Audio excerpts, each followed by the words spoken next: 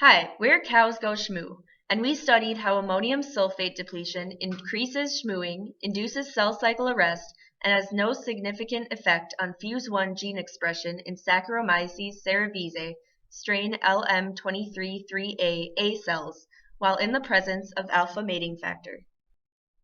Saccharomyces cerevisiae is a eukaryotic budding fungus and is also known as baker's yeast. The yeast life cycle can alternate between haploid and diploid phases. For the purpose of this project, we are only interested in the haploid phase, where cells differentiate into either A or alpha type.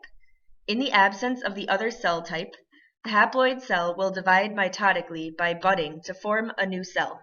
In the presence of the other cell type, the two haploid cells can sexually reproduce by fusing into a diploid cell. Mating between two cell types requires the following to occur: arrest of the cell cycle in the G1 phase, change of cell shape into the shmoo phase shape, and transcription and translation of genes involved in cell fusion. In yeast, the alpha cell produces alpha mating factor, which acts as a ligand to the G protein linked receptor on the surface of an A cell. This binding will induce the activated beta-gamma subunit of the G protein complex to produce the shmoo cell shape. This complex will also activate a MAP kinase complex, which phosphorylates proteins and transcription factors specific for genes involved in mating. This cellular signal transduction pathway is vulnerable to environmental changes, one of which we have studied. Our study question is, how does nitrogen starvation affect FUSE1 gene promotion, cell cycle arrest, and morphogenesis? And furthermore, do interactions exist between the nitrogen depletion cellular response and the pathway resulting from addition of alpha factor? And now Sarah will explain our biological rationale. Thanks, Annalise. When yeast cells are in a nitrogen-depleted environment, multiple signal pathways are initiated. Most of these pathways will activate MEP2, a sensor protein for nitrogen depletion. MEP2 will activate the RAS2 pathway and initiate a phosphorylation cascade involving the phosphorylation of various MAP kinases. As this diagram shows, the nitrogen depletion pathway is similar in the alpha mating pathway since the phosphorylation cascade activates similar protein kinases. The nitrogen depletion pathway leads to the activation of KSS1, a kinase that phosphorylates and inhibits DIG1 and 2. DIG1 and 2 usually bind to and inhibit STE12, a transcription factor. DIG1 and 2 no longer bind to STE12 when phosphorylated, allowing STE12 to bind to other proteins. STE12 binds to TEC1 during nitrogen depletion, and this complex acts as a transcription factor for genes involved in pseudohyphal growth. A similar inactivation of DIG1 and 2 occurs in the alpha mating pathway, but STE12 complexes with another STE12 molecule instead of TEC1 to act as a transcription factor for genes involved in mating. One of the genes activated by STE12 is FUSE1. Since nitrogen depletion doesn't create the STE12 complex, FUSE1 will not be transcribed and no FUSE1 protein will be produced. In addition to activating pseudohyphal growth genes, STE12 will promote the production of FAR1 in nitrogen depletion. FAR1 inhibits the function of the CLN3-CDK complex, which promotes progression through the cell cycle. When CLN3-CDK is inhibited, G1 cell cycle arrest occurs and cells become unbudded.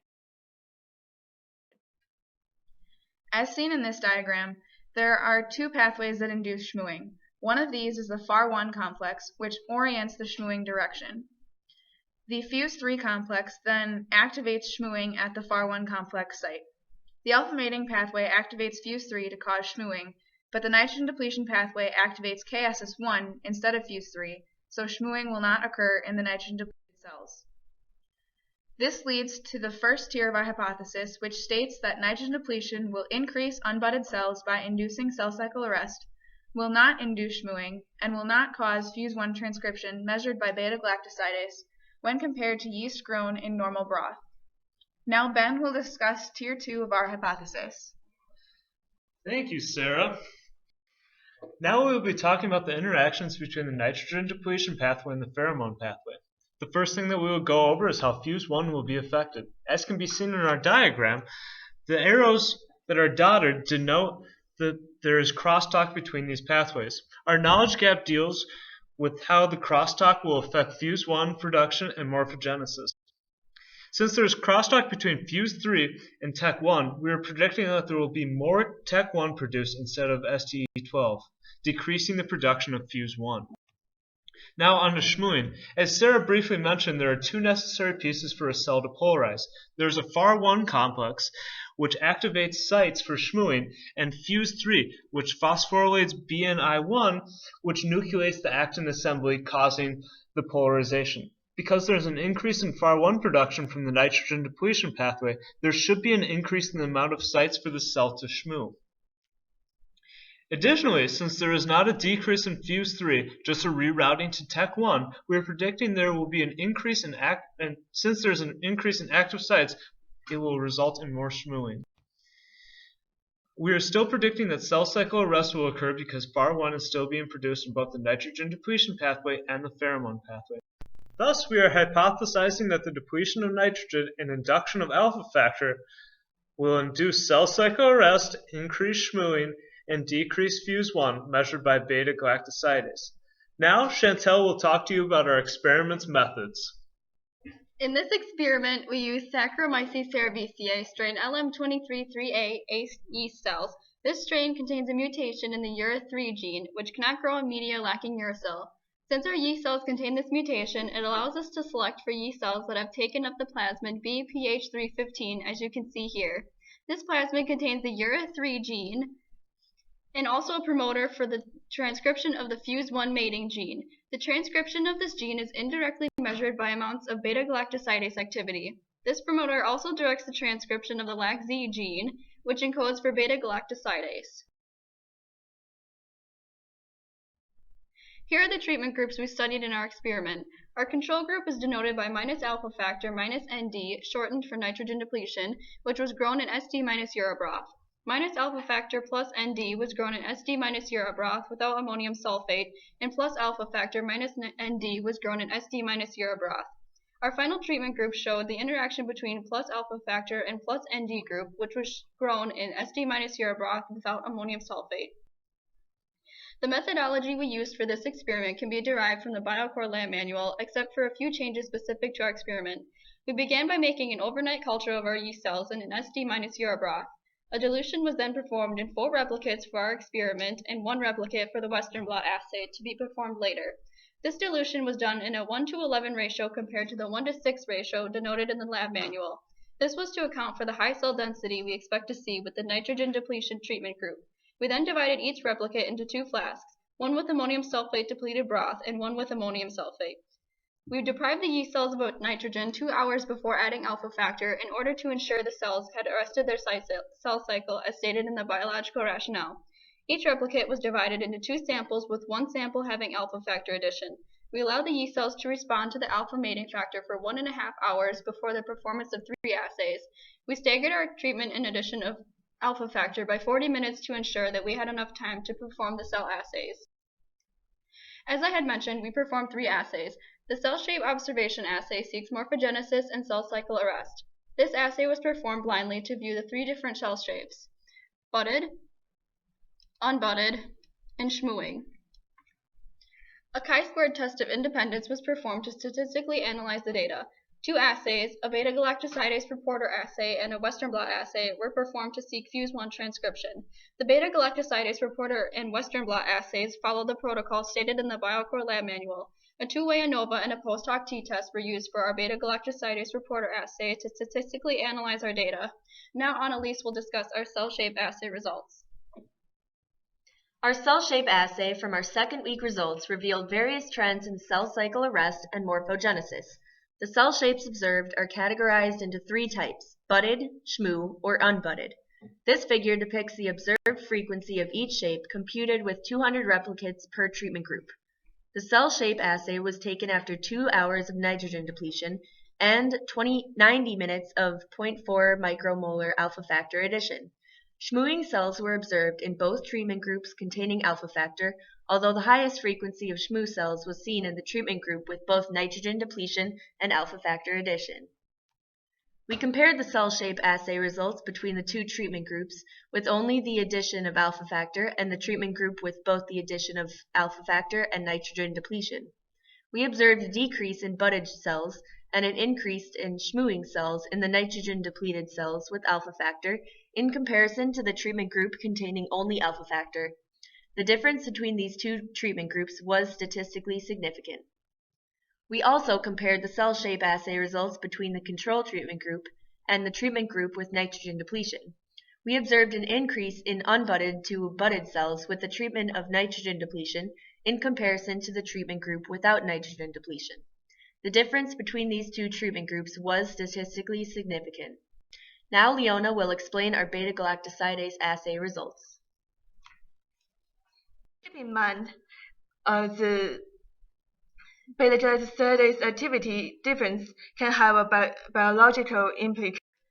Our Western blot result is from the first week. We have our membrane on the left. The first lane is our lighter, and the bar for beta-galactosidase is supposed to be at about 120 kD.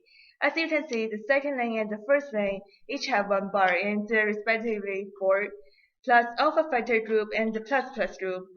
The bar in the second lane is denser than the bar in the first lane. We further analyze our data using LiDAR, and we obtain this graph with treatment group at this x-axis and signal units at this y-axis. The units are arbitrary. You can see the plus alpha factor group have more intense beta-galactosidase expression than the plus group, which is inconsistent with our beta-galactosidase reporter assay results. Now Jake will discuss the results and their implications. Looking back at our Tier 1 hypothesis, we accept all three parts of our hypothesis since nitrogen depletion induced cell cycle arrest, significantly increased the amount of unbudded cells, and did not show any beta-galactosidase activity when compared to control cells. Since we saw a significant increase in unbudded cells in our nitrogen depleted group when compared to the control group, this implies that nitrogen depletion induced cell cycle arrest. Our data support our biological rationale since, as you can see on the diagram to the right, nitrogen depletion leads to an increase of the STAY12 protein, which enables FAR1. FAR1 usually inhibits the production of CLN3 cyclin. However, these two proteins are used as checkpoints during the G1 phase of cell cycle, and the inhibition would keep the cell in the G1 phase. It is also important to note that, while we have knowledge on the CLN3 cyclin being inhibited, it is most likely not the only protein that's inhibited during the cell cycle. Because we saw no beta-galactosidase activity on nitrogen-depleted cells, this is highly indicative of no FUS1 transcription in the cell. These results support a biological rationale because it is known that cells on nitrogen depletion form this TEC1 STAY12 complex transcription factor, which is used to transcribe the FLO11 protein. This protein is used to create pseudohyphal growth in nitrogen-depleted cells, which potentially is used to create more surface area for the cells so they can take in more nitrogen. Looking at our Tier 2 hypothesis, we accept our hypothesis that nitrogen-depleted cells with 0.4 micromolar alpha mating factor induces cell cycle arrest and increases shmooing as compared to cells with only alpha mating factor. However, we fail to accept that cells with alpha factor and nitrogen depletion reduces beta-galactosidase activity because we saw no significant decrease between our treatment groups. Because we had a significant increase in shmooing and absolutely no budding in our nitrogen-depleted cells with alpha factor, this is indicative of cell cycle arrest. This data supports a biological rationale because we assume that there would be an increase in FAR1, while FUS3 would continually be recycled between TEC1. From my diagram, you can see that both of these, along with the increase in CDC42 and CDC24, would lead to incomplexes that promote polarization or shmooing in the yeast cell. While we saw a decrease in our plus treatment group, the overall decrease was not significant during our beta-galactosidase assay. Our Western blot, however, also supported our hypothesis by showing an overall large decrease in beta-galactosidase expression in our plus treatment group. This may fill our knowledge gap about the potential crosstalk between the pathways we mentioned in our biological rationale. As you can see on the diagram, there could be a potential crosstalk between STAY12 to STAY7, STAY7 to KSS1, or FUS3 to TEC1. While we cannot say for sure which proteins are involved in the crosstalk, there may be some biological significance in our data that crosstalk does exist between these two pathways. Overall, we believe our design properly tested our hypotheses since it was developed from previous experiments in the Biocore Lab Manual. Furthermore, we recognize that there may be some flaws in our design. For one, only ammonium sulfate was removed from the broth, while amino acids and nucleic acids were still kept. Furthermore, we noticed around half of our replicates had a cell density above 1. This has a large effect on our absorbance and thus our milliunits.